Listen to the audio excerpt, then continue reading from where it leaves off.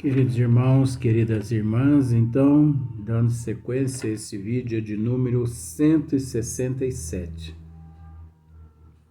Livro dos Médiuns, capítulo 26. A questão hoje é a questão de número 288. Perguntas simpáticas ou antipáticas aos espíritos. Então aqui Kardec, ele é óbvio, depois de interrogar os bons espíritos, então ele tem aqui, né, uma matéria excelente, perguntas simpáticas ou antipáticas aos espíritos. Então a pergunta de número 1, olha só para você ver. Os espíritos respondem de boa vontade às perguntas que lhes são dirigidas? Então nós sabemos que isso aí é relativo, mas vamos à resposta dos bons espíritos primeiro. Os espíritos respondem de boa vontade às perguntas que lhes são dirigidas. Então você vai entender daqui a pouco por que é que eu já estou dizendo aqui, só através da pergunta de Kardec, por que isso é relativo. Então olha só, agora a resposta. Conforme as perguntas, né? Os espíritos respondem de boa vontade às perguntas que lhes são dirigidas? Resposta: conforme as perguntas. Os espíritos sérios sempre respondem com prazer às que têm por objetivo o bem e os meios de progredir-lhes. Não atendem às perguntas fúteis, né? Então, os bons espíritos, eles não atendem às perguntas fúteis. Agora, conforme nós temos dito, né, nesse capítulo, olha só, os espíritos respondem de boa vontade às perguntas que lhes são dirigidas. Só que aqui Kardec, ele não nos esclarece que nível de espírito é esse que ele aqui está querendo dizer. Ele não nos esclarece se são espíritos nobres ou se são espíritos inferiores. Ele apenas faz a pergunta da seguinte forma: os espíritos respondem de boa vontade às perguntas que lhes são dirigidas? Os espíritos. Qual nível? Inferior ou superior? Cabendo a nós raciocinar. Porque é óbvio que, de acordo com a resposta dos bons espíritos aqui, os bons espíritos, eles não atendem às perguntas fúteis. Eles não atendem. Agora, vejamos, onde é que se realiza um trabalho onde bons espíritos se manifestam? É óbvio que é numa casa espírita séria. Então, na casa espírita séria, quando há um trabalho desse nível, é óbvio que ali os bons espíritos é que irão responder as perguntas. Diferente, agora que vem a separação do joio. Nós temos que entender que os espíritos malévolos, os charlatões, os mistificadores, os espíritos hipócritas, eles já adoram as perguntas fúteis. É o contrário. Enquanto os bons espíritos as repudiam, os espíritos inferiores já acatam. Porque é o nível deles. E, de certa forma, para os espíritos malévolos, charlatões e mistificadores, é até mais fácil para eles, fica até mais fácil para eles responder uma pergunta fútil que uma pergunta séria. Então, por exemplo, você faz uma pergunta de astronomia que só Galileu Galilei saberia responder. Você faz uma pergunta dessa a um espírito charlatão, ele vai enrolar ali e não vai responder. Porque não é o nível dele. Ele está tentando passar-se por bom. Mas aí é onde Kardec nos orienta, aqui no Livro dos Médiuns, que nós já tratamos nos vídeos anteriores, onde nós conseguimos desmascará-los. Então, o que acontece? Você faz uma pergunta de astronomia que só Galileu Galilei responderia, devido ao cunho de profundidade científica. Mas se você deixa de lado, porque ele não conseguiu responder aquela pergunta muito profunda cientificamente, se você pergunta ali, se você profere ali uma pergunta a respeito de pornografia, oxe, na hora ele responde tudo. Condiz com o nível dele. Né? Então, mas além disso, nós já esclarecemos. Então você entende, com todo respeito, que nós estamos tratando desse assunto aqui, porque aqui se encontra perguntas simpáticas ou antipáticas aos espíritos. Mas nós já tratamos desse assunto da seguinte forma que já orientamos as pessoas que no ano de 2022 não há necessidade mais desses trabalhos, mediante a farta literatura espírita. Então o espírita, verdadeiramente, sinceramente espírita, ele não fica atrás de perguntas dos bons espíritos, não. Porque resposta dos bons espíritos é a coisa mais difícil, gente. 99% dos que se manifestam por aí são espíritos charlatões, mistificadores, hipócritas, antagonistas, através desses pai de santo, desses buenas dichas. Engraçado que eu apanho e não tomo jeito.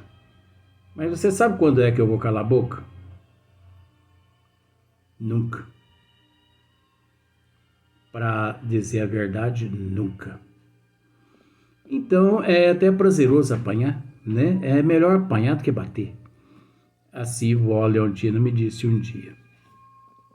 Então, nós vamos para a segunda pergunta. Kardec pergunta assim, para os bons espíritos. Basta que uma pergunta seja séria para obter uma resposta séria? Olha que sabedoria de Kardec. Basta que uma pergunta seja séria para obter uma resposta séria. A gente pensa assim, né? Nós pensamos assim, né? Bom, de acordo com a pergunta séria, é óbvio que nós recebemos uma resposta séria, não é? uma pergunta leviana, fútil, é óbvio que nós vamos receber também uma resposta inútil, fútil, frívola, né? Será que é assim mesmo? Pior que não é. Pior que não é. Porque veja bem, se ali nos trabalhos verdadeiro, um espírito verdadeiramente sério ali presente para responder as perguntas. Se você dirige a ele uma pergunta leviana, uma pergunta fútil, ele pode transformar aquela pergunta inútil, fútil, leviana, ele pode transformar aquela pergunta numa resposta positiva. Porque é a visão evolutiva do espírito. A evolução do espírito também voga, nós já tratamos disso. Então é um conjunto, como uma orquestra, né? Por exemplo, um violão. Você pode pensar que não, mas vamos pensar assim. Eu não sei quantas cordas tem um violão, não, porque eu não entendo essas coisas. Mas vamos pensar assim que não vou pensar no violão, não. Um piano. Então tem lá centenas de instrumentos numa orquestra. Mas não pode faltar uma tecla no piano. Porque aquela tecla ali corresponde a uma nota musical. Então, aquele que entende, hora que chega naquele momento, falta aquela tecla. Ah, mas aí ele substitui por outra. Não existe.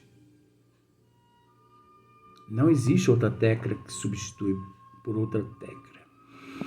Basta que uma pergunta seja séria para obter uma resposta séria. Os bons espíritos respondem: não. Isso depende do espírito que responde. É o que acabamos de dizer. Ô Luiz, mas você lê, você se prepara antes. Então você sabe de cor. Se eu disser para você que eu sei de cor, mas que eu não me preparo antes, se eu disser para você que eu não abro o capítulo antes e leio, estudo o capítulo antes, mas isso é uma imprudência tua, né, Luiz? Não, é porque eu já li outras vezes, é porque eu já trago esse conhecimento armazenado. Então eu não preciso, nesse sentido eu não preciso. Mas isso não significa que eu não tenho que estudar. Porque não basta o conhecimento que eu tenho. Não basta. Arquivado. Não basta. Porque por mais que nós conhecemos, por mais conhecimento que temos, por mais que sabemos, não sabemos nada. Então nós temos que estar sempre estudando, sempre nos evangelizando. E é um conselho de amigo que eu dou a todo mundo. Não se aventurem em nada sem antes conhecer a matéria. Estude a matéria. Se entregue de corpo e alma à matéria. Se aprofunda. Para depois você pedir ao professor a prova. Porque se você não se aprofunda e pede o professor a prova, você vai ser reprovado ou reprovada. Então, os bons espíritos respondem: não. Isso depende do espírito que responde. Aí Kardec torna a fazer outra pergunta em cima. Mas uma pergunta séria não afasta os espíritos levianos? Olha só, Kardec não é brincadeira. Mas uma pergunta, como se diz assim, mas bons espíritos, uma pergunta séria não afasta os espíritos levianos? Olha que resposta. Como se diz assim, Kardec, não é.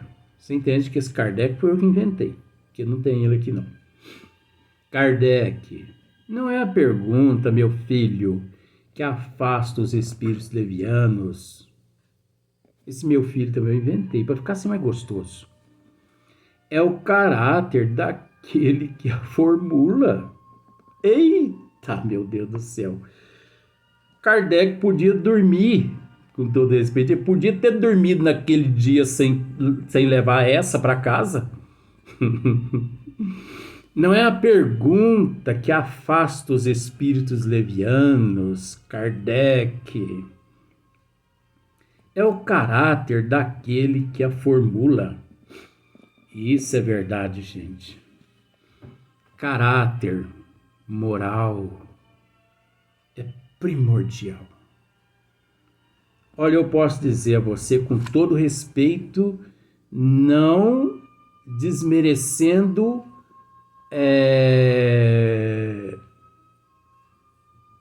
não desmerecendo a teoria,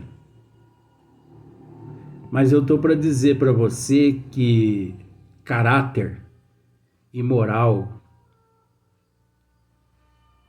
é tão primordial tanto quanto teoria. E olha lá se caráter e moral não for mais importante do que teoria. Porque o que adianta a pessoa embasada na teoria, mas sem moral, sem caráter? Então você pode deparar com um excelente médium. Vamos pensar da seguinte forma, só para servir de base, exemplo só. Tudo que Chico Xavier fez,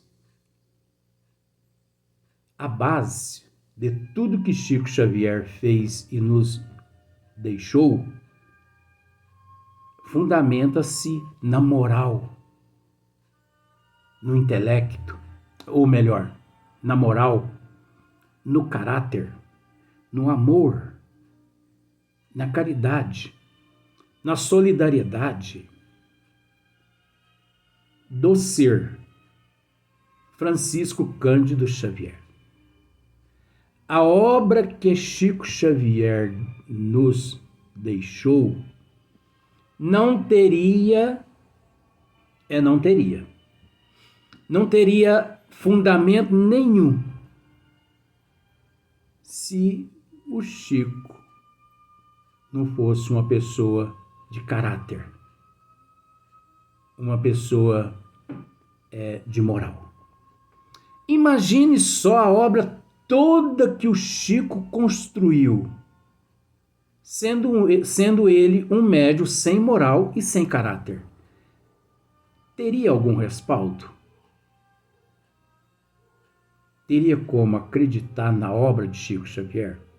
Agora, não é de Chico Xavier não, gente. É na obra de Divaldo Pereira Franco, é na obra de Carlos Bacelli, não é? É na obra de alguns outros médios aqui no Brasil. Não tem como acreditar, gente. A base é a moral. A base é o caráter. E depois você agrega a tudo isso aí o intelecto, a teoria, a prática. Você pode agregar tudo isso aí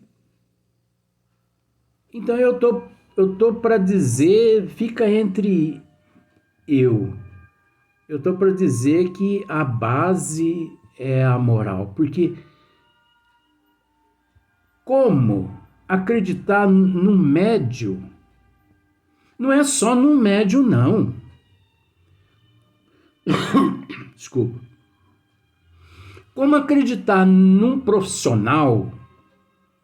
Como acreditar numa pessoa que não tem moral, que não tem caráter? Como? O indivíduo é um escritor. Como acreditar na obra dele? Ah, mas a obra é uma coisa, o escritor é outra coisa. Nada. No nível que nós nos encontramos aqui, nós não sabemos, ainda devido à nossa imperfeição, nós não sabemos separar o joio do trigo.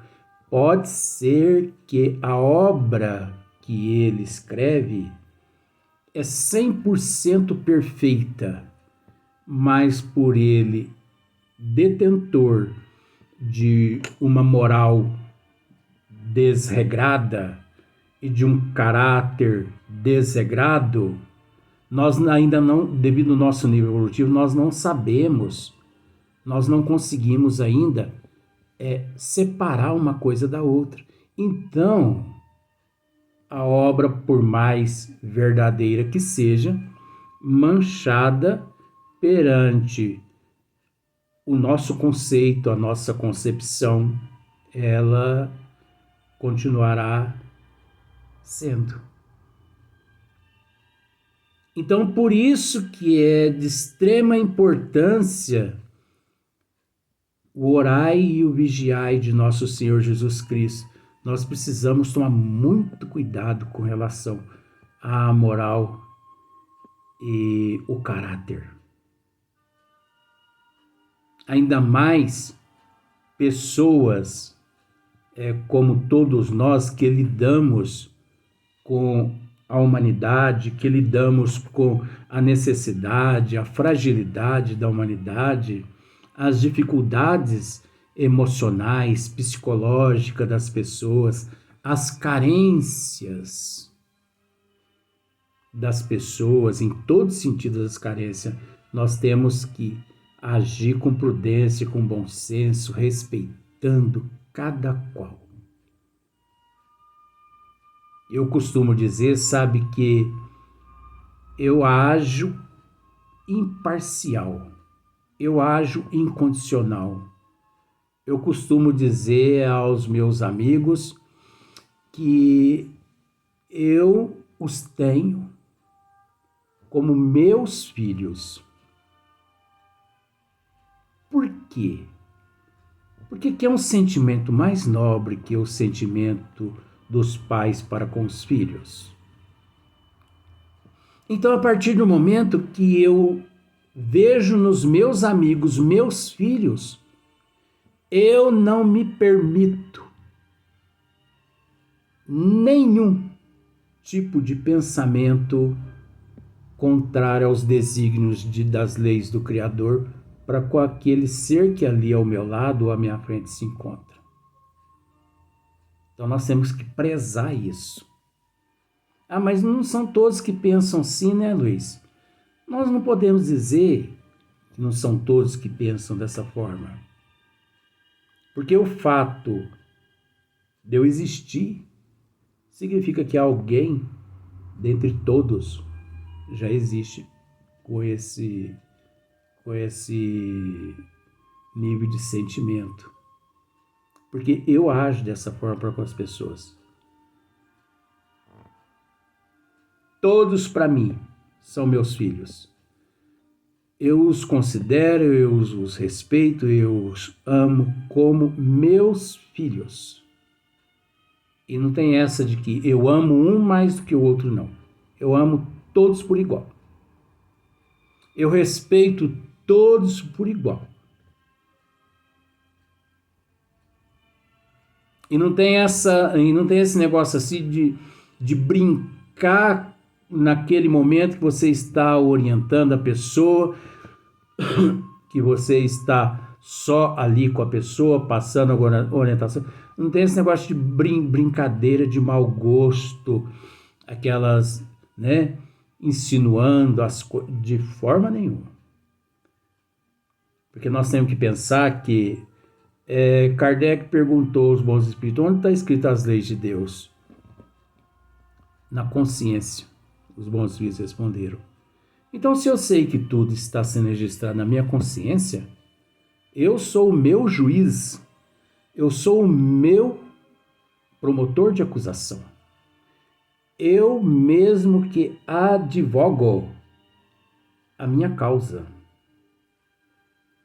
Então, se eu sei que eu mesmo sou o tribunal da justiça divina, por que eu, tendo esse conhecimento, eu vou pôr tudo a perder por